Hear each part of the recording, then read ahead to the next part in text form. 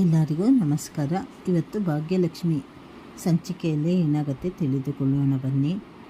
ಭಾಗ್ಯ ಅವಳ ಮೊದಲ ಸ್ಯಾಲರಿ ಬಂದ ಮೇಲೆ ಎಲ್ಲರಿಗೂ ಖುಷಿಯಾಗಿ ಗಿಫ್ಟನ್ನು ತಂದು ಕೊಡುತ್ತಾಳೆ.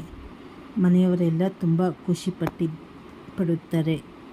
ಇದು ನಿಮ್ಮೆಲ್ಲರ ಪ್ರೋತ್ಸಾಹಕ್ಕಾಗಿ ನಾನು ಕೊಡುತ್ತಿರುವ ಉಡುಗೊರೆ, ಕೃತಜ್ಞತೆ ಭಾವದಿಂದ ಹೇಳಿ ಎಲ್ಲರಿಗೂ ಕೊಡುತ್ತಾಳೆ. ನಂತರದಲ್ಲಿ ಭಾಗ್ಯ ಇರಬೇಕಾದರೆ ತಾಂಡ ಫೋನ್ ಬರುತ್ತದೆ.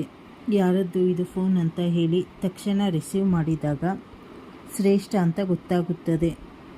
ಅವಳ ಫೋನ್ ರಿಸೀವ್ ಮಾಡಿ ಆಮೇಲೆ ಕಟ್ ಮಾಡಿದ ಮೇಲೆ ತಾಂಡ ಹತ್ತಿರ ಹೋಗಿ, ಶ್ರೇಷ್ಠ ಪ್ರತಿಯೊಂದು ವಿಷಯಕ್ಕೂ ನಿಮಗೆ ಯಾಕೆ ಕಾಲ್ ಮಾಡುತ್ತಾಳೆ?